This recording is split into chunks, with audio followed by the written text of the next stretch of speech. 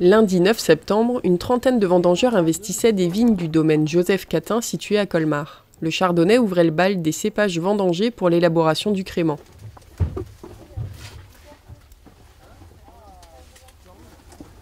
Écoutez, il a exactement 11 degrés, c'est parfait.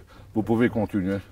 Donc nous privilégions d'abord les terroirs précoces sur la harpe de Colmar et puis nous irons la semaine prochaine sur les terrains plutôt argilo-calcaires qui se situent aux alentours de notre village Vöglinshofen, donc qui sont situés dans le coin d'Egisheim jusqu'à Pfaffenheim.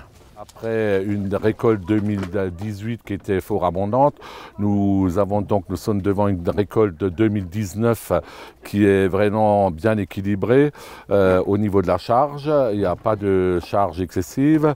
Au niveau des créments, nous pensons pouvoir tourner aux alentours du rendement de 75 à 80 hecto-hectares.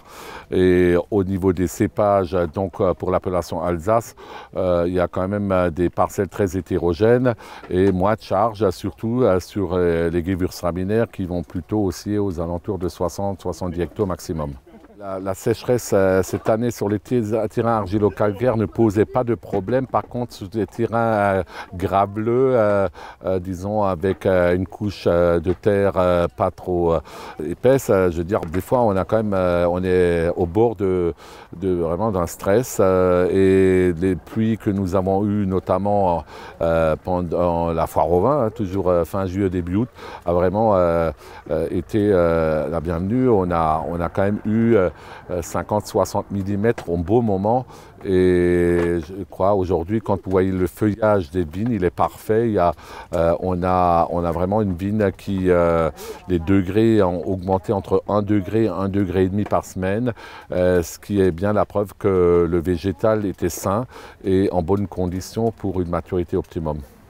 Le domaine Joseph Catin compte 72 hectares en propre et sa partie négoce, Catin Frères, achète l'équivalent de 250 hectares à des apporteurs de raisins. La production de crément représente plus d'un tiers de la production de l'entreprise. Nous avons donc différentes cuvées. La cuvée de base qui est élaborée avec le cépage auxerrois. Nous avons des cuvées à base de pinot blanc variétal, donc le cépage empélographique pinot blanc. Et nous complétons donc la gamme avec le chardonnay, ainsi qu'avec des créments rosés qui est exclusivement à base de pinot noir.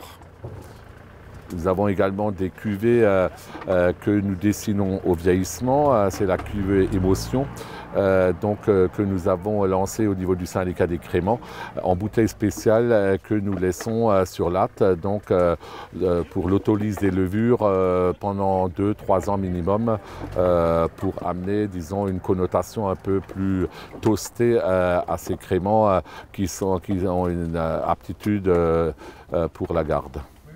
80% du crément Catin est vendu sur le territoire français et donc 20% partent à l'export, alors qu'au niveau des vins tranquilles seuls, la répartition import-export est plus homogène, presque moitié-moitié. La maison Catin souhaite désormais convertir progressivement une partie de sa production en agriculture biologique pour répondre à une demande grandissante.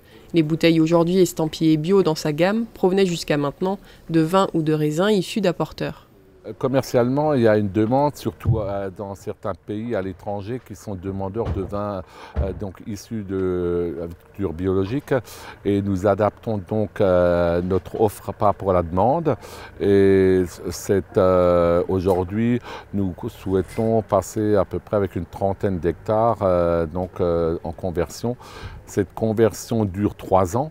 Et donc, on va l'enclencher là. On a déjà travaillé dans cet esprit depuis 2 ans en n'utilisant plus de désherbants sur à peu près la moitié de l'exploitation. La partie qui est donc en culture conventionnelle n'étant aujourd'hui limitée au désherbage que sous le rang. Mais l'objectif, c'est de reconvertir un maximum de parcelles de notre domaine dans une culture en bio. L'exploitation Joseph Catin et la partie négoce, Catin Frères, emploient près de 40 personnes au total.